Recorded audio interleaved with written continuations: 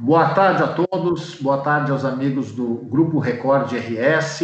É uma honra, uma alegria, uma satisfação a gente estar começando aqui o primeiro Insights do Grupo Record. O Grupo Record RS como hub multiplataforma que conjuga TV aberta, localismo, digital, jornal e rádio, é protagonista do mercado de comunicação. Observar as tendências, trazer à luz do debate o novo é a nossa missão. Afinal de contas, reinventar é a nossa marca. A revolução digital e o Covid aceleraram a inovação como peça-chave das empresas. Com o objetivo de promover a efervescência do debate, o Grupo Record RS promove hoje muita satisfação em sites. O evento está sendo transmitido pelo YouTube do Jornal Correio do Povo para convidados, clientes, lideranças empresariais e políticas e agências de propaganda. Nesse primeiro Insights, o Grupo Record, o palestrante convidado, CEO da E21, Luciano Vignoli, com o tema Aceleração Metabólica dos Negócios, os efeitos do Covid-19 fazem com que vivamos a origem das espécies de Darwin reinventada. Clientes mudam, agências mudam, veículos mudam, ou não. Um segundo antes de começar, eu faço questão de apresentar aqui o nosso presidente, esse mineiro, já com 27 anos de história no Record, Carlos Alves. Carlos Alves, presidente, seja bem-vindo. É uma honra lhe apresentar aqui para colorados e gremistas, para chimangos e maragatos, para esse Rio Grande do Sul que lhes ouve. Boa tarde, Carlos Toiler. Boa tarde a todos que nos acompanham aí pelo YouTube. É um prazer estar aqui com você também nesse primeiro Insights, um projeto aí do Grupo Record, encabeçado pela Record TV, o Jornal Correio do Povo, a Rádio Guaíba. E você sabe que nesse momento de mudanças, nesse momento de reinvenção, nesse momento em que todo mundo procura um caminho, se podemos dizer assim, a seguir um rumo para poder enfrentar tudo que nós estamos passando, nunca se falou tanto em resiliência.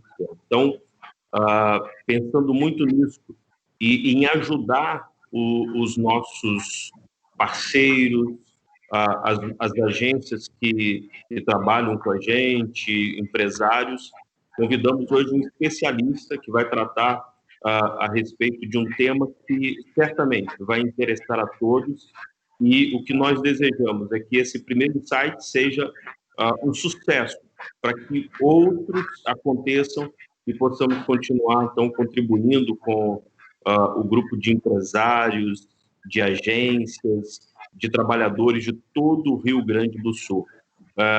Vamos tocar aí o nosso insight, vamos começar para que as pessoas entendam um pouco o nosso objetivo, e eu tenho certeza que o Luciano vai dar um show aqui de apresentação. Obrigado, presidente Carlos Alves.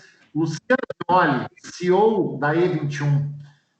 O microfone e a câmera e a audiência do Rio Grande do Sul, do mundo, é toda sua. Bem-vindo.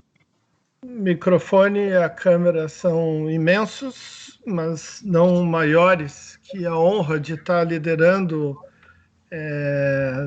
de estar apresentando pela primeira vez esse evento, que acho que vou fazer certamente torcida e audiência para que ele perdure como um centro de discussão de temas da nossa realidade, de marketing, comunicação, propaganda, que a gente consiga ter ao longo dessa série de discussões convidados muito mais qualificados do que eu para trazer diversas visões sobre o universo que a gente está vivendo.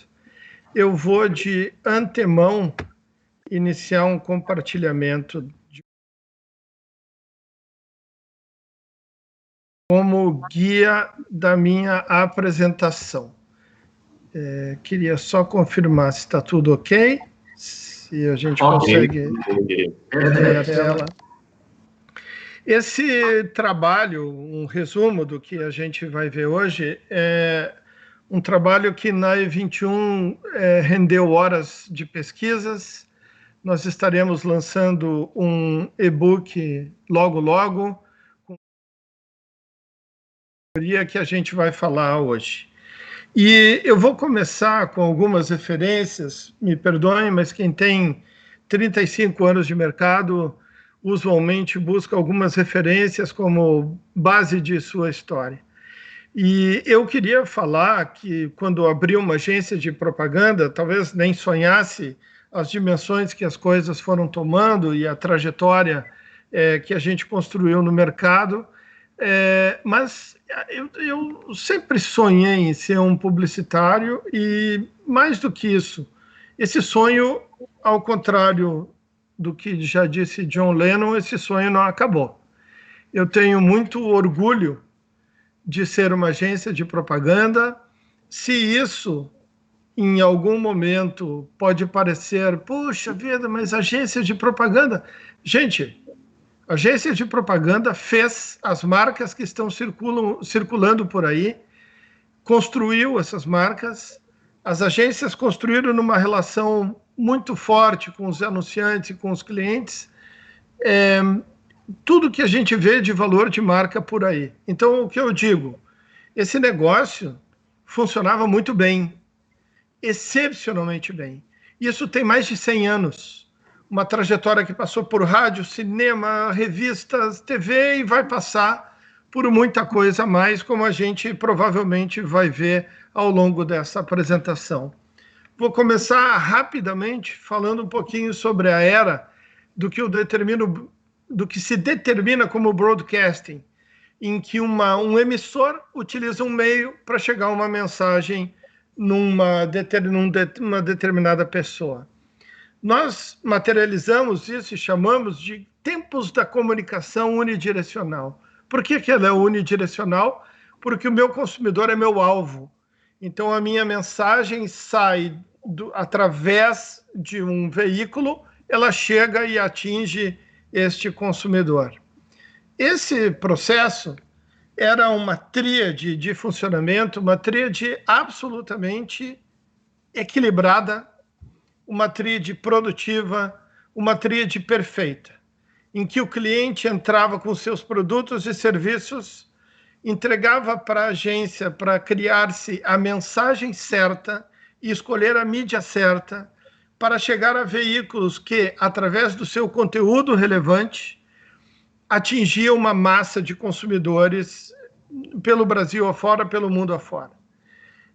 Esse conteúdo relevante está frisado em vermelho, porque essa é a matriz de um veículo.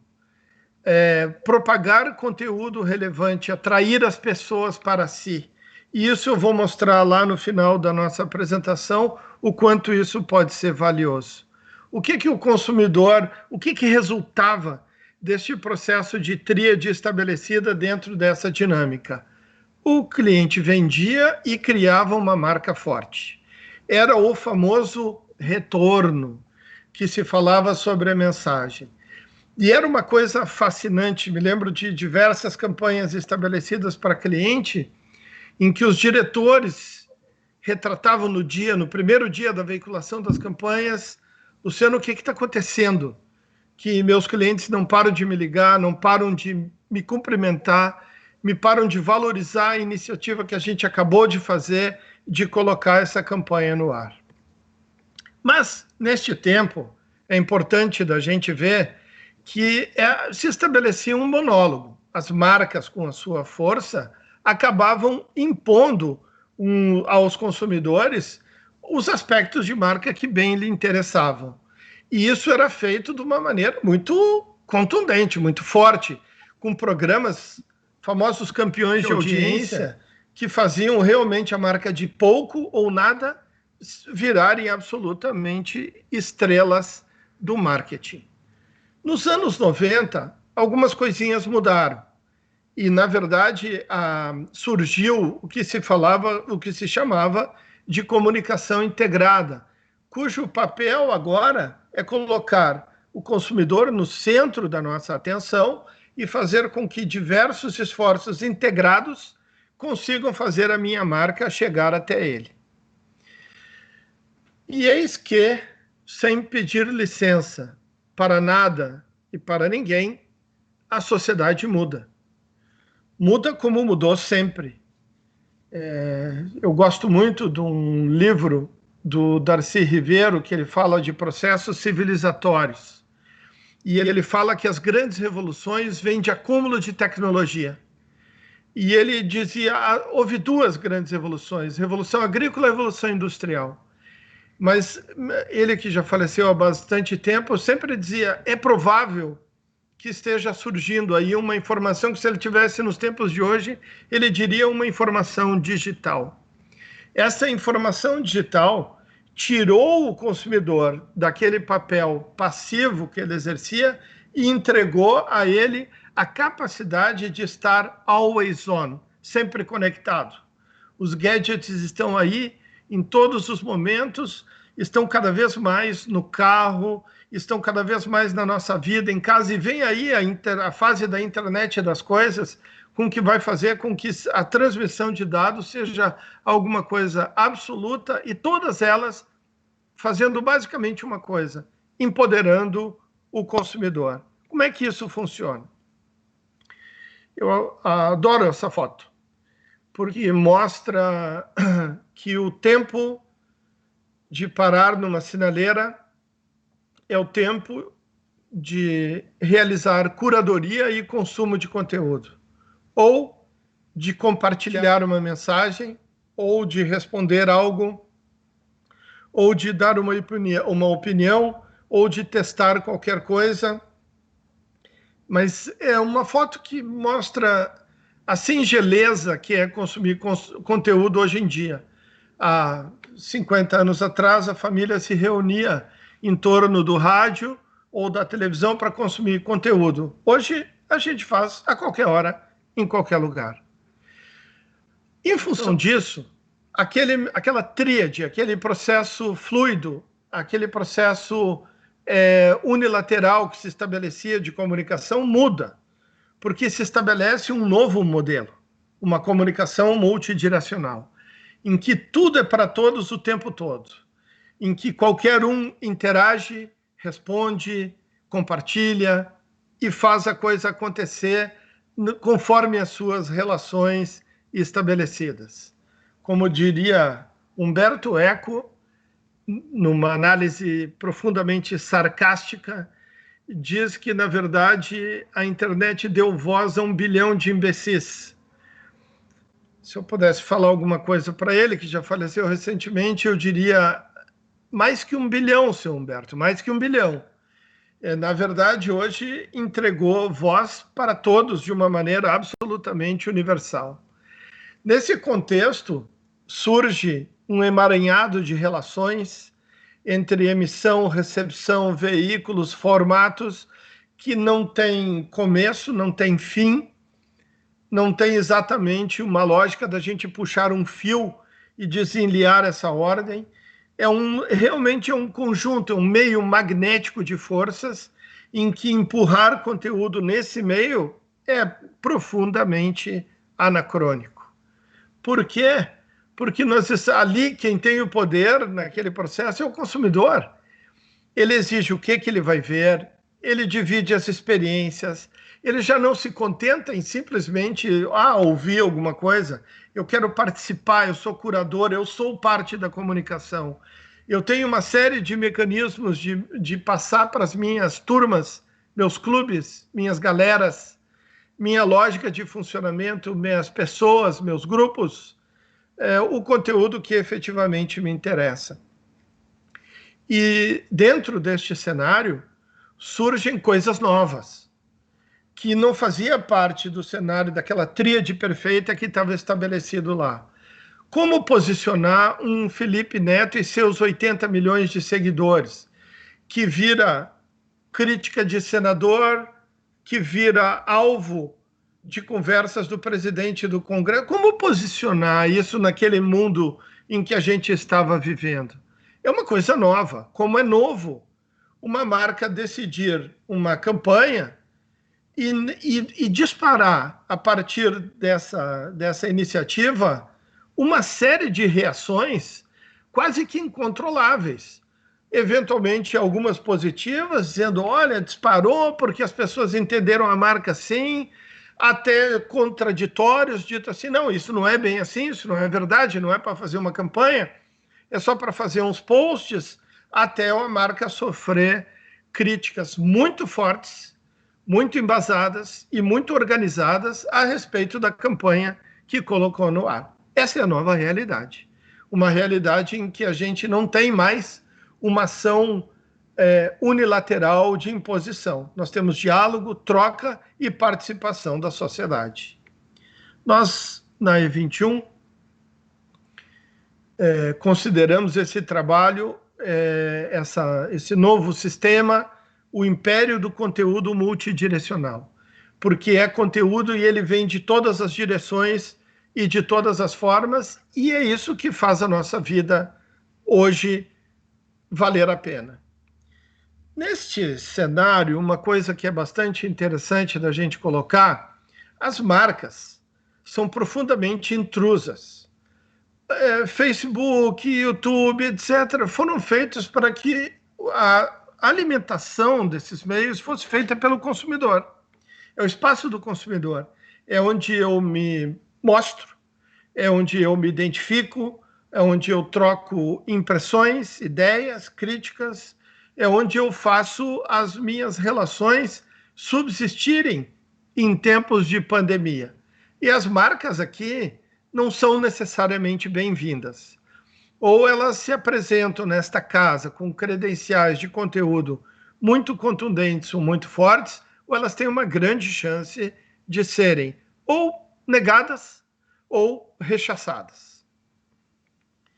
Nesse processo, em que há pouco tempo atrás a gente controlava a mensagem, o marketing reage. E ele pensa assim, não, eu ainda terei formatos, dados, técnicas para controlar o consumidor. E surgem novos players com essa visão. Vou ler mais dados, vou entender mais as redes, vou entender mais o consumo e vou criar um universo.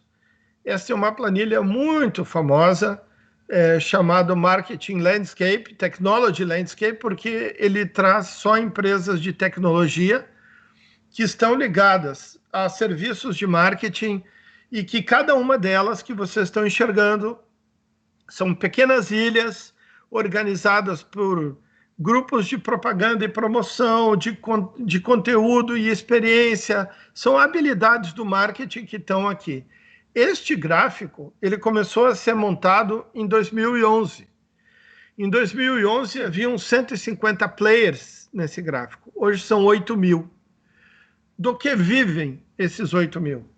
Eles vivem do mesmo dinheiro, do mesmo bolo publicitário, da mesma verba, que viviam anunciantes e veículos e agências há um tempo atrás.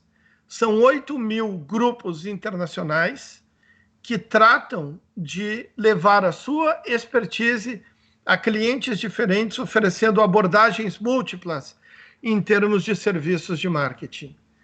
E aí a gente pensa, a minha vida era complicada, competindo com agências de todo o Brasil, agências gaúchas, sempre muito talentosas, fomos sempre reconhecidos por isso, uma exportação de talento, uma indústria muito sólida, e eu pensava que o meu concorrente era uma outra agência.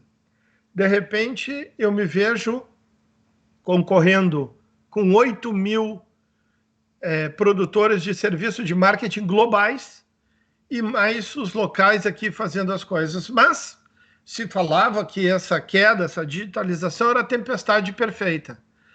Nada é tão perfeito assim que o Covid não possa piorar. E é normal, eu imagino que é normal, e eu quero me representar nessa próxima tela, porque quando a gente vê, de uma hora para outra, os funcionários indo para casa, carregando computadores debaixo do braço, e os clientes fechando, diz assim, uau, parece que chegamos no fim da linha. Mas, na verdade, a gente tem que interpretar que essa linha, que poderia ser de absoluto terror, e o terror de tanto atemorizar paralisa, que ele poderia ser uma ação absolutamente paralisante. Mas ele, na verdade, pode ser entendido também como um acelerador de mudanças. Todo o quadro anterior que eu tratei, ele existia pré-pandemia. As coisas já estavam acontecendo, as mudanças já vinham se desenhando, os players já estavam chegando no mercado. O que aconteceu aqui? Bom, a partir de agora, tudo se acelera e todas as vantagens competitivas e todas as regras do jogo que estavam estabelecidas partem para um cenário de absoluta disrupção. Nessa disrupção, são 3 coisas fundamentais para os elementos que deram sustentação a essa indústria. Para as marcas que falavam só de um jeito cartesiano, acabou a moleza. Acabou a moleza. A partir de agora, eu preciso trabalhar 30 vezes mais para, talvez, capturar 30 vezes menos. Esse é o nome do jogo. Para as agências, como é que eu me mostro relevante? O que eu faço que é só meu, qual a minha habilidade, e que no meio daqueles agentes todos, e muitos ligados à tecnologia fascinante, leitura de dados, grafiquinho para lá, colorido, etc. Tudo isso, como é que eu ainda construo uma relação com meus clientes relevantes? Para os veículos, eu preciso trabalhar esse conteúdo que eu continuo oferecendo no mercado, porque essa é a minha história, esse é o meu DNA, essa é a minha referência, essa é a minha legitimidade. E durante muito tempo, talvez, esse estudo de trabalhar o conteúdo tenha ficado em formatos muito tradicionais. Nós vamos falar um pouquinho disso logo ali na adiante. Então, vamos lá. A resposta, gente, para essas 2 perguntas, o que vem agora, o que pode funcionar, se eu fosse um cara sincero, eu diria, eu não tenho a menor ideia. E ninguém tem. E eu acho que tem 2 jeitos Adoro uma atração na Disney chamada Space Mountain, que é uma montanha-russa no escuro. E ele é muito legal, porque vem curva para lá, descida, subida, eu não sei o que é, e aquele não saber o que vem pela frente aumenta a adrenalina da experiência. E ninguém sabe o que vem pela frente. E eu quero desenhar, no máximo, algumas possibilidades para vocês. Para isso, eu vou começar por um raciocínio básico. Todas as marcas produzem muito mais conteúdo do que conseguem divulgar. Cada vez que eu vou a uma empresa de serviço financeiro, eu fico impressionado com a criatividade e a capacidade dessa indústria de gerar novos produtos e novas soluções. Quando a gente vai visitar uma empresa de tecnologia na área de tratores, a gente fica pasmo com o que um trator ou uma colheitadeira está virando. Ou seja, e cada ponto, cada gadget, cada funcionalidade, isso é conteúdo de marca, que a gente não consegue explorar na plenitude. E não consegue explorar na plenitude com uma plataforma digital que transformou tudo. Nunca foi tão fácil. Nunca foi tão fácil. Nunca foi tão fácil criar um vídeo. Nunca foi tão fácil produzir um gráfico. E o paradoxo disso é que as marcas exploram esse conteúdo muito pouco. Se os clientes vão receber um processo de mudança, e vão... Eu discutia hoje pela manhã com uma empresa, e ele falando, cara, meu marketing, eu tenho 2 pessoas, e o marketing enxuto. Eu disse, olha, eu não conheço o teu marketing, mas não é enxuto, é insuficiente. Hoje não dá para explorar conteúdo mais, 2 pessoas não vão conseguir fazer esse tipo de trabalho. Por isso, muitas marcas chegam a alguns paradoxos dizendo, eu não entendo, a gente faz tanta coisa, mas parece que isso não aparece. Sim, não aparece. Portanto, nesses tempos disruptivos aqui, para a gente entender essa lógica, não é mais somente propaganda o nome do jogo, mas conteúdo relevante, em escala, em volume, mas que façam com que isso tenha um impacto consistente na vida das pessoas. Portanto, uma dica que eu daria é para todas as marcas cultivarem conteúdo. Agora, tem uma coisa que eu acho o mais divertido nessa história. A gente se diz absolutamente submerso em informação, pseudo-informação, fake news, irrelevâncias, mas nós estamos sedentos, submersos e sedentos por aquele conteúdo que faz a diferença. Nós somos capazes de compartilhar isso.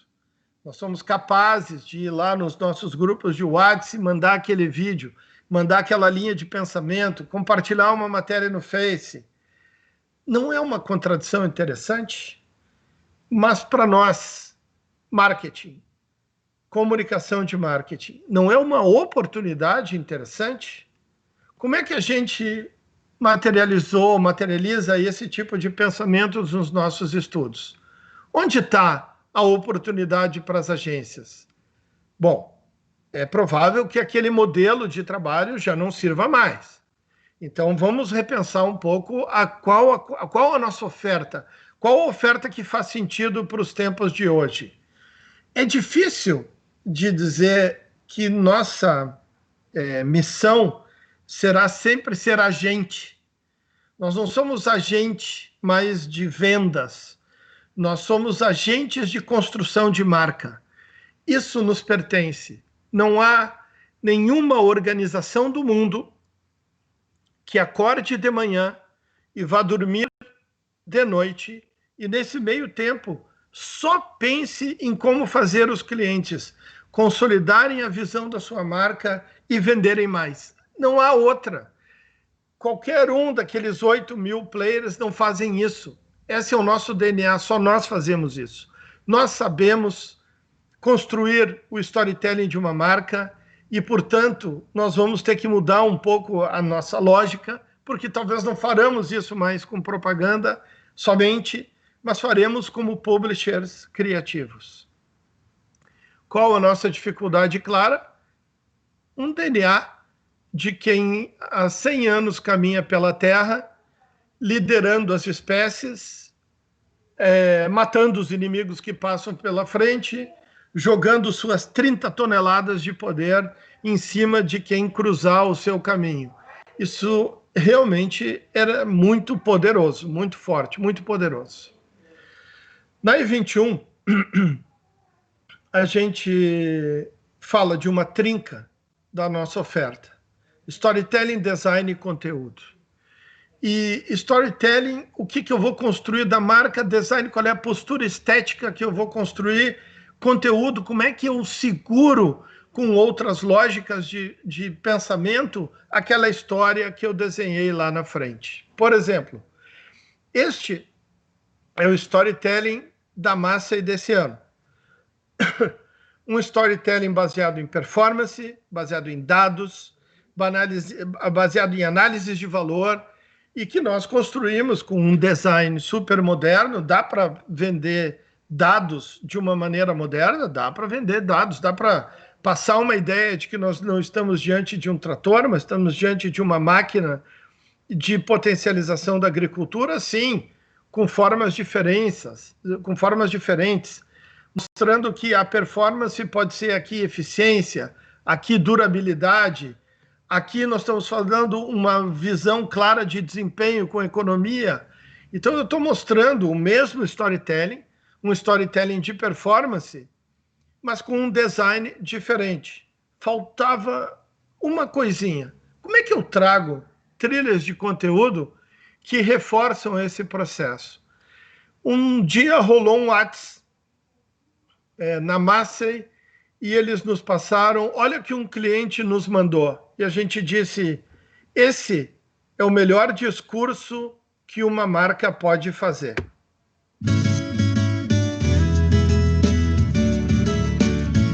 Nós estávamos fazendo um comparativo, aí pegamos uma Massey 98, ela gasta em torno de 45, 50 litros por hora, onde uma falou lá que gasta de 90 a 100 litros. Uma colhedeira tem que trabalhar 500 horas por ano e tem que trabalhar 10 anos para dar retorno ao produtor. Contando que essa colhedeira vai fazer só 300 horas por ano, pegando só a diferença de combustível, dá 120 mil litros de combustível nos 10 anos. Botando esses 3,80, são 450 mil reais em 10 anos. Pegando a diferença de uma massa, são 400 mil. Pegando esses 400 mil, aplicando a 10% de juros ao ano, são 40 mil por ano. 10 anos são 400 mil. Mais os 400 mil que tu economizou, contando a diferença do combustível, do juro dos 400 mil que tu não pagou e os 400 mil, dá 1.250.000. Moral da história, cada 10 anos tu ganha uma colhedeira. Entre comprar uma massa e comprar uma da mesma capacidade, dá uma economia de uma colhedeira a cada 10 anos. Tá aí a explicação por que eu sou maceiro. Um abraço.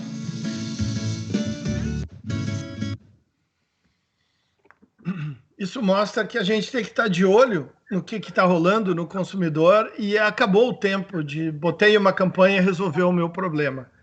A campanha nunca termina, a entrega nunca termina.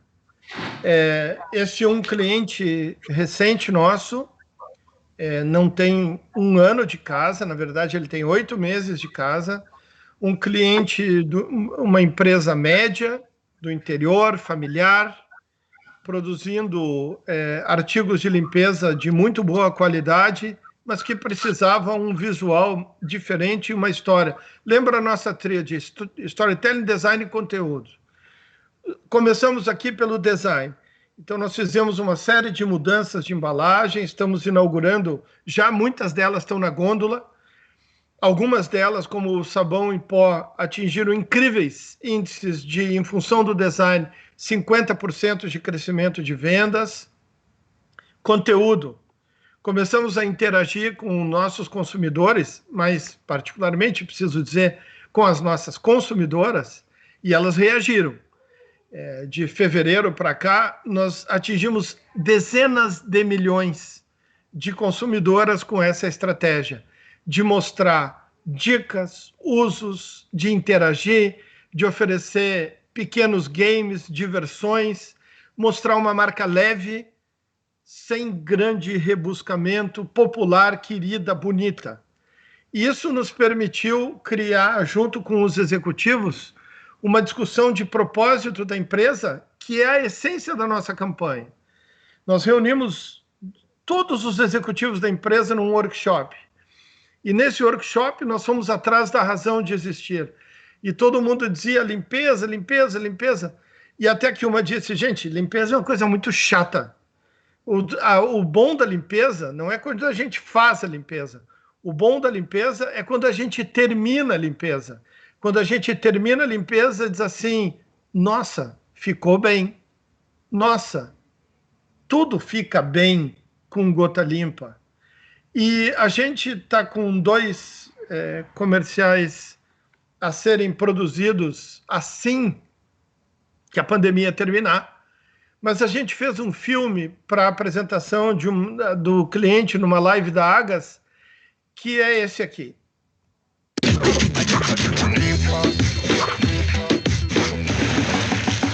Gota Limpa tá tudo bem, bem. Com Gota Limpa tudo fica bem, bem. Com Gota Limpa tudo fica bem, bem, bem.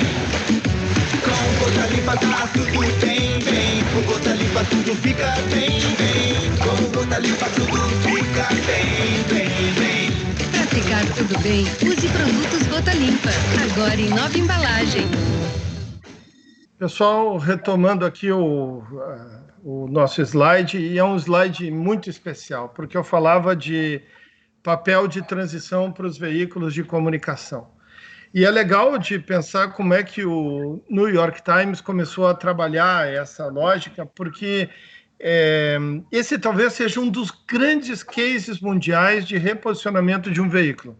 Aliás, talvez seja o grande case. Esse veículo, ele acabou fazendo história de um modo novo de pensar as coisas, de um modo novo de trabalhar.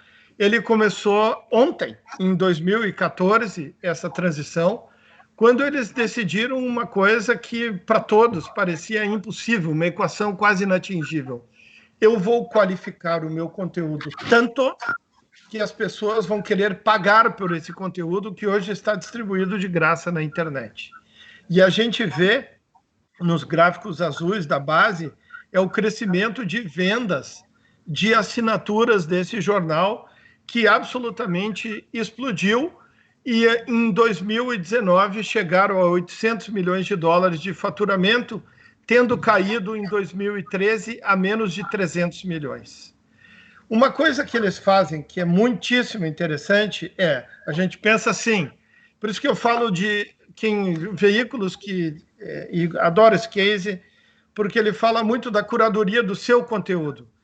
Então ele diz, olha, eu tenho uma rede, eu tenho meu Instagram New York Times, mas o meu conteúdo ele não é um só. Então eu consigo empacotar esse conteúdo. Eu tenho o New York Times Fashion, Cooking, Times and Travel, cada um deles com uma rede social, cada um deles com uma plataforma, cada um deles com a sua lógica de estética, cada uma vendendo para um determinado tipo de consumidor. O meu conteúdo não é um só. O meu conteúdo consegue ser dividido e ser trabalhado por perfis.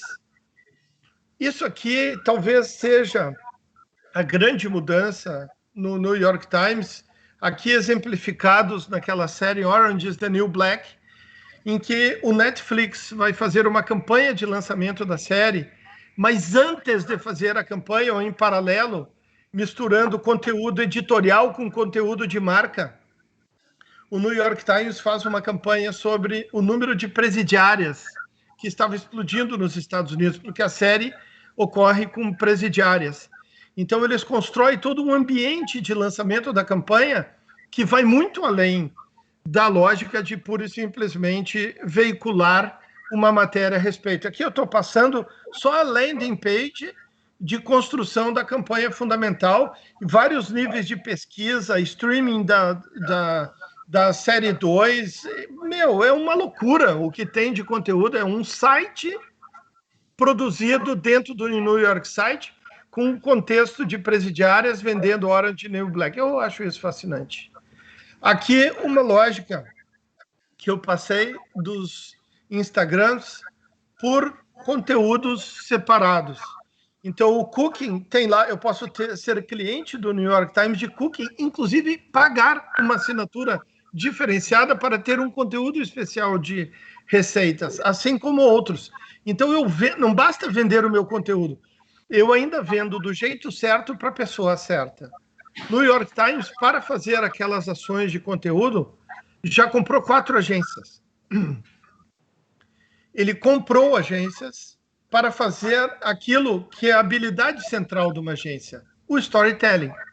Então, em vez do cara fantasiar o avestruz de leopardo, ele disse, avestruz faz papel de avestruz, leopardo faz papel de leopardo, sem querer dizer quem é o avestruz e o leopardo da história, mas as agências que o New York Times compra são para produzir esse branded content diferente para os seus clientes que são atendidos hoje de forma direta.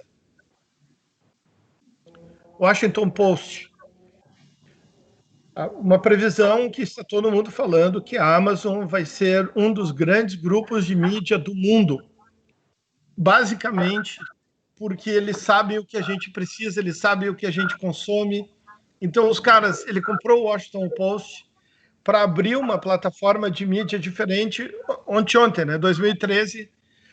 E o que esse cara jogou, o Jeff Bezos jogou lá no Washington Post, foram todos os engenheiros de dados da Amazon para estudar da melhor maneira possível de que maneira customizar a experiência de consumo de um veículo digital.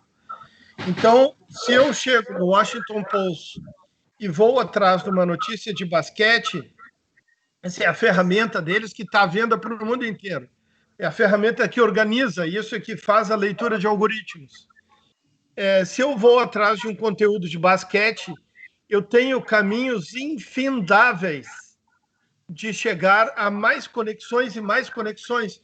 Então, eu começo pelo jogo do Inter ontem, eu posso chegar na carreira do D'Alessandro nos argentinos que venceram no Brasil e venceram no Inter, e estrangeiros que venceram. Eu não termino a minha rota de consulta. E quanto mais eu consulto basquete, mais amanhã a minha edição do meu Washington Post digital trará mais basquete.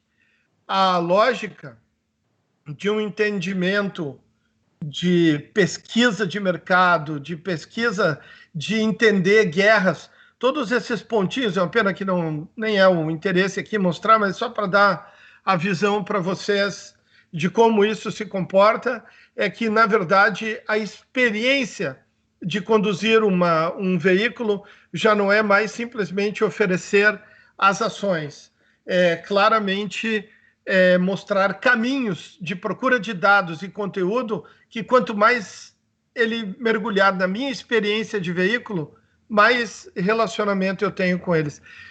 Todos os veículos hoje, modernamente, estão bebendo dessa fonte. Rede Record, com seus projetos multiplataforma, estão bebendo nessa fonte. O UOL está fazendo um trabalho interessantíssimo, o deles lá, tecnologia, mídia e conteúdo. E eles estão vendendo coisas a preços incríveis para empresas que têm uma vontade de se relacionar, desculpem, com um público urbano, como é o público do UOL, mas trazendo, por exemplo, uma reportagem de defensivos agrícolas, etc. Estão anunciando muito nesse cara. A gente começa a ver isso perto da gente. Já falei da Record, o GZH tem a sua lógica a partir do Brand Studio, o Grupo Sinos acabou de lançar o Núcleo 360, ou seja, é inexorável esse caminho de oferecer múltiplos conteúdos, ou o que eu chamo de conteúdo multidirecional, para todos os clientes. Para os clientes, gente, uma lógica que a gente persegue é: todo mundo pode copiar tudo de ti. Pode copiar teu produto, pode copiar teu modelo de moda, pode copiar teu logotipo, mas ninguém pode copiar tua história. Para um cliente, essas múltiplas formas, essas multiplataformas, esse multidirecionalismo permite explorar o conteúdo como nunca. Tudo pode explodir o conteúdo. Formatos, conexões, provocar reações, gerar notícia, desenvolver tecnologia, criar uma história dinâmica que não para em si mesmo, sem nunca esquecer de vender e fazer um processo de conversão lá para as vendas.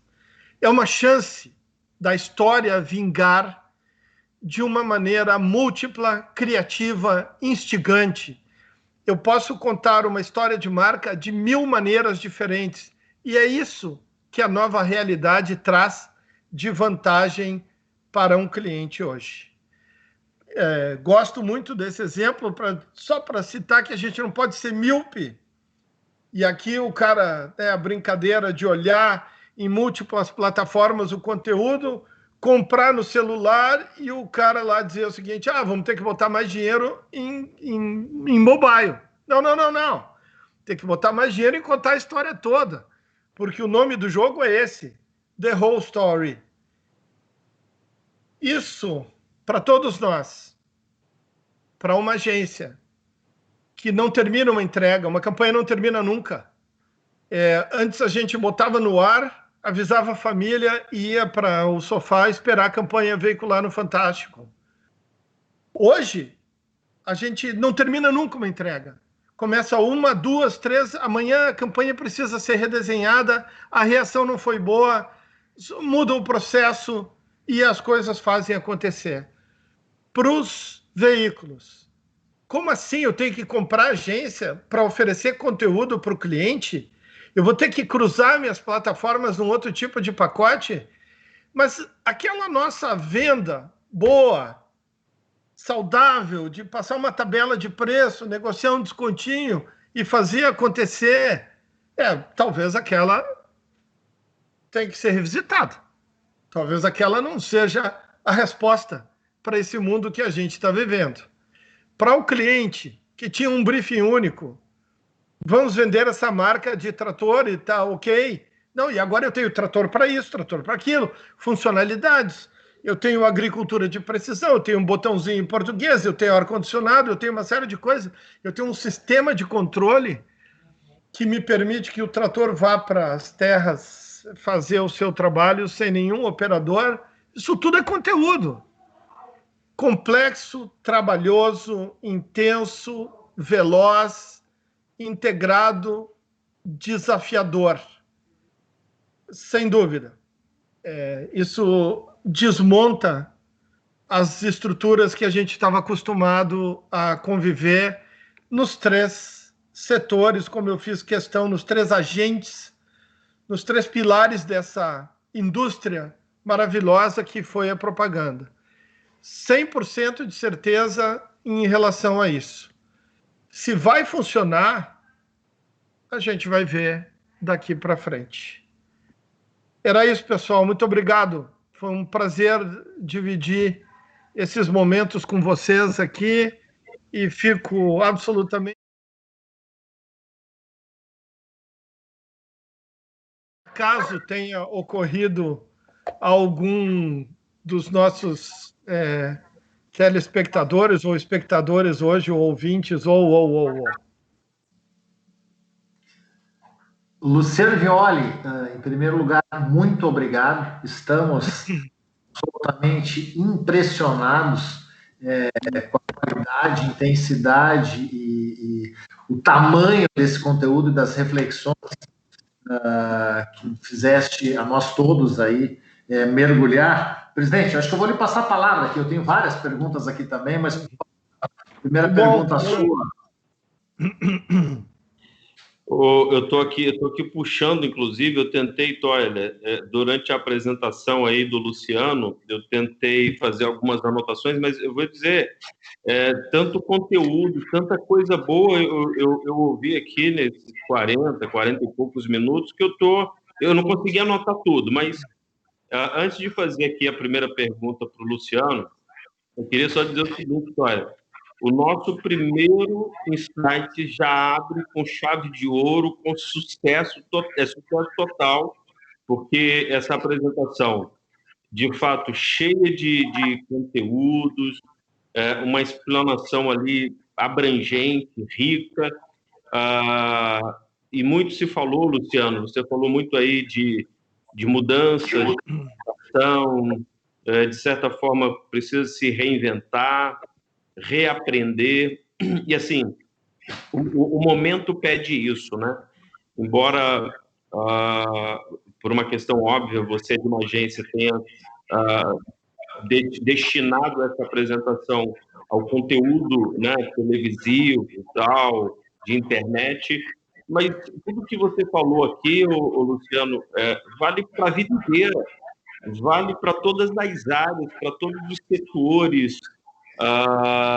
Eu acho que todo mundo deveria ter a oportunidade de ver, de assistir essa sua apresentação, que de fato foi algo fantástico, encantador. Primeiro, então, parabéns pela apresentação, tá? E eu queria fazer uma pergunta para você, Luciano, que é o seguinte: algumas pessoas, dado a crise, dado o momento que nós estamos vivendo, algumas pessoas dizem, poxa, que momento ruim, esse momento é errado, o local é errado, eu cheguei na hora errada, e eu acho que alguns acabam ficando omissos, e também nós temos aqueles que, às vezes, aproveitam situações como as que nós estamos vivendo para tirar proveito dessa situação, e também, profissionalmente falando, não é o adequado. Qual a sua dica para quem está nos assistindo de enfrentamento para esse momento? Ou seja,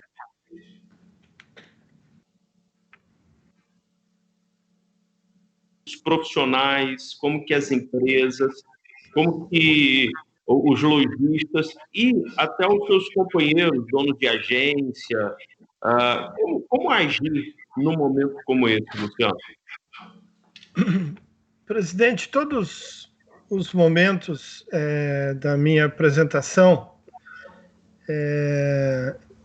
eu tentei passar uma lógica de que o senhor, eu, Carlos, todos que estão liderando negócios, nós passamos a vida capturando informações e vendo como as coisas acontecem. Um momento como esse, ou seja, dificilmente algo como eu trouxe hoje aqui é necessariamente uma disrupção absoluta, algo que nunca tenha sido visto. Não é isso. Ele é uma compilação de pensamentos ao longo de um processo e que chega uma hora e ele desabrocha. Uma crise como essa, ela tem duas questões e uma delas eu me permito me solidarizar com todos aqueles empresários que foram violentamente impactados por isso, de terem seus estabelecimentos fechados, e eu não tive o meu estabelecimento fechado, a minha agência não fechou, mas ela foi proibida de operar do jeito que ela operou durante 35 anos. E de uma hora para outra, em 72 horas, a gente tem que se reinventar as relações, reinventar o fluxo de trabalho, reinventar o processo de aculturamento, de aproximação, de transmissão das coisas. Então, a primeira questão que a gente tem que realmente entender é que é um golpe duríssimo. E não é fácil imaginar assim de tirar uma poção mágica de Harry Potter assim para sair bombando. Não. Mas é uma hora propícia para tirar aqueles planos da gaveta, tirar aquelas ideias malucas, mudar ninguém vai te taxar de louco hoje em dia. Tudo que tu fizer vai ser taxado como criativo e disruptivo e não como um cara passivo ou maluco, porque não tem maluquice maior do que esse vírus, do que o que nós estamos vivendo.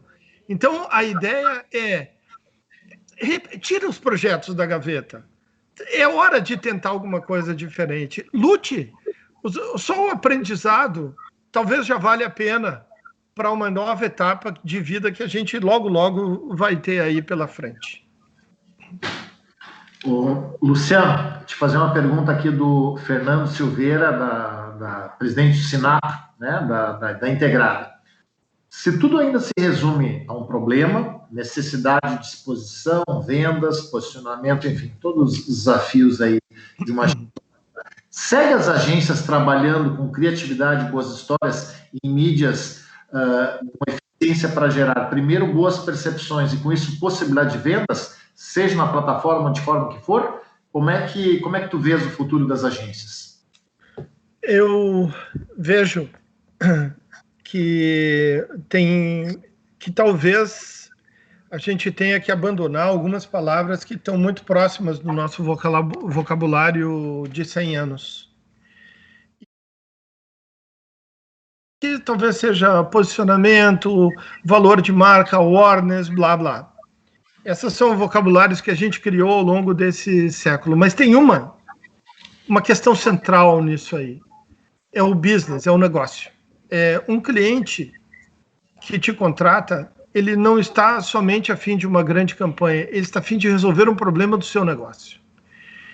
Entender o business, entender o negócio, gerar um approach diferente sobre as questões negociais é que talvez fazem a diferença. Portanto, eu acredito muito fortemente em visão estratégica da agência. Gosto muito quando o nosso cliente nos considera interlocutores estratégicos, que vêm conversar sobre o melhor modo do produto ser lançado. Ele vem sugerir como a coleção de moda pode ser reorganizada de maneira diferente, como é que eu componho estrategicamente o meu portfólio de produtos na gôndola do supermercado. Ou seja, antes da gente restringir o nosso trabalho ao nosso vocabulário de sempre, vamos à solução de negócios como nunca. Vamos discutir business. Me parece esse, se não é o melhor caminho, é o caminho que eu vou trilhar. Perfeito, muito bom. Tem uma pergunta, essa é pessoal minha aqui, que sou apaixonado por todo o tema que colocaste da apresentação. Ao mesmo tempo, a gente enfrenta, e aqui a gente tem discutido muito aqui internamente, o presidente trouxe muito essa visão aí de renovação e de inovação também, a maior crise aí da humanidade desde a Segunda Guerra, né? Covid aí, a gente está vendo aí os reflexos no mundo inteiro. Nesse momento, o último trimestre, os Estados Unidos mesmo, né, apresentando a maior queda da economia desde 1929.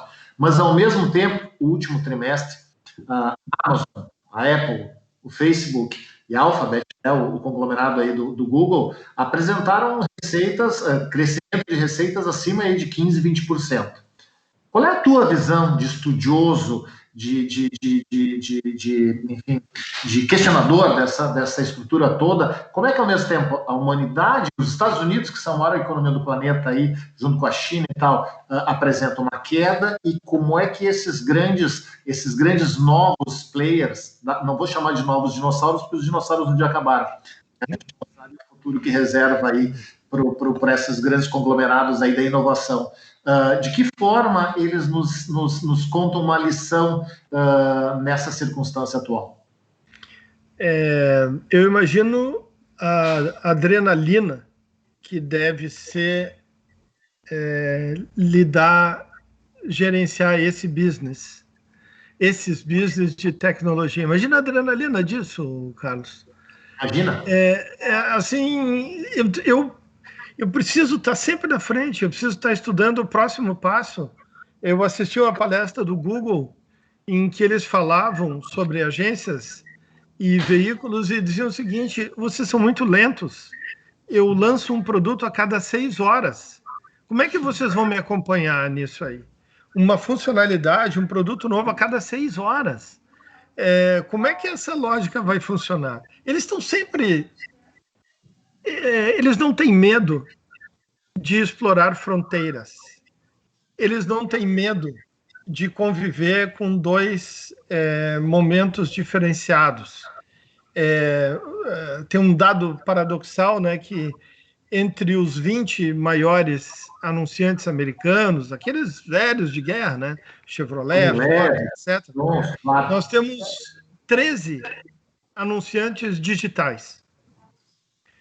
E os FANGs, Facebook, Amazon, Alibaba, Netflix e Google, os FANGs, são baita anunciantes offline nesse mundo que a gente está vivendo. Eles não têm medo. Eu acho que eles não têm medo, premidos pelo medo, pressionados pelo medo. Medo de acordar um dia e estar obsoleto.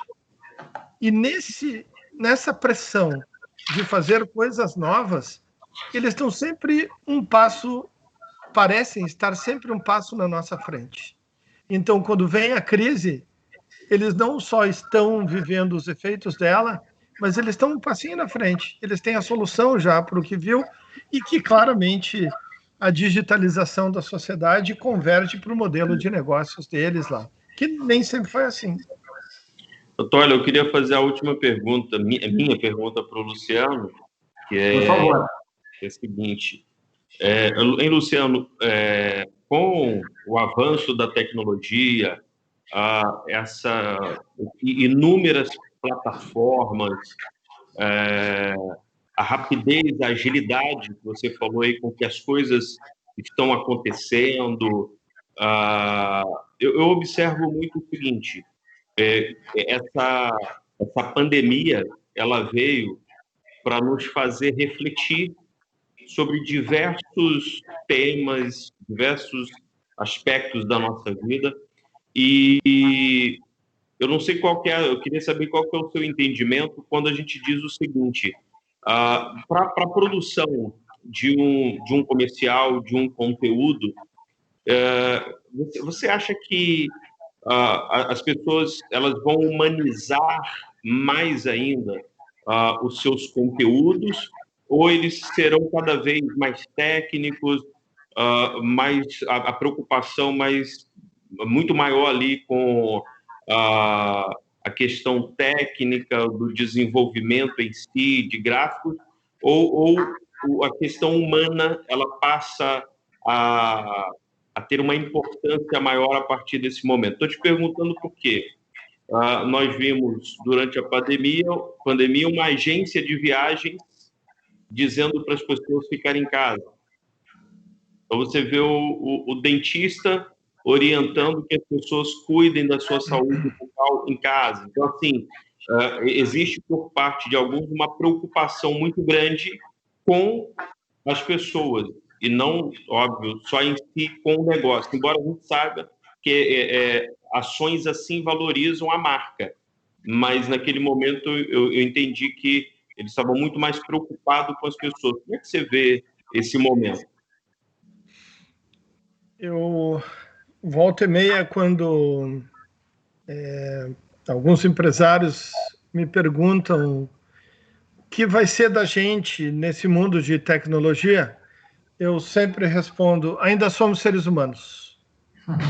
E até prova em contrário, nossos instintos, nossas emoções, nossas crenças, aquilo que nos move mais do que os fatores objetivos da vida, tem um peso muito importante nas nossas relações, e a gente está vendo agora, em que todos nós estamos com a emoção à flor da pele, pelas limitações e medo, pânico e tristeza que esse cenário nos impõe.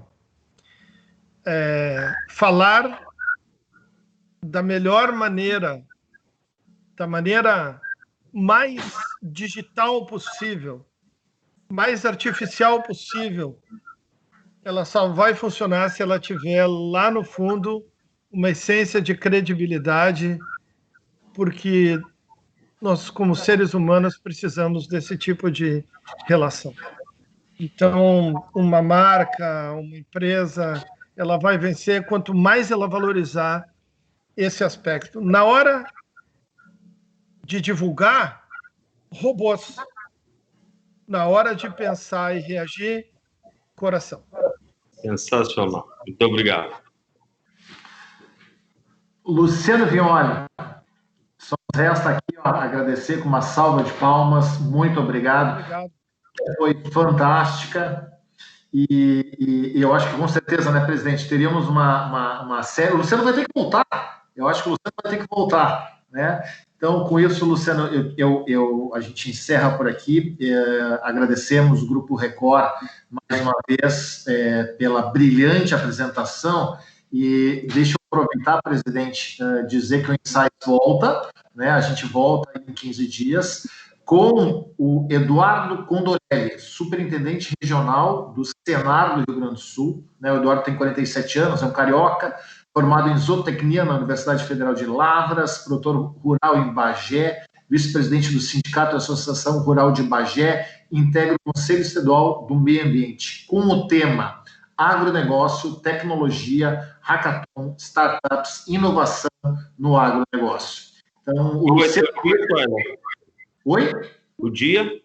No dia 24 de agosto, no nosso mesmo horário, das 17 horas, uma segunda-feira, e eu tenho certeza aí que o Luciano também, que é um especialista, um grande conhecedor do mercado agro, conhece o Condorelli. A gente também faz questão aí já de estender o convite, Luciano, para ti. Com certeza.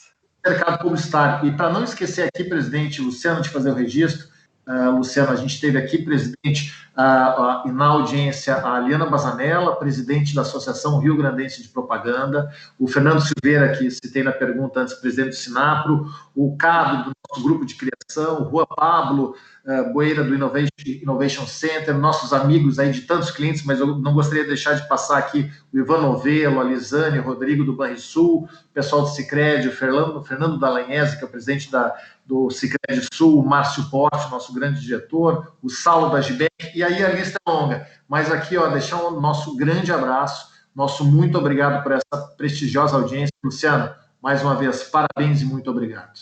Muito obrigado. Desejo o maior sucesso nessa iniciativa. Show de bola. Agradeço a essa casa que a gente muito respeita e que muito faz negócios. E seguiremos assim.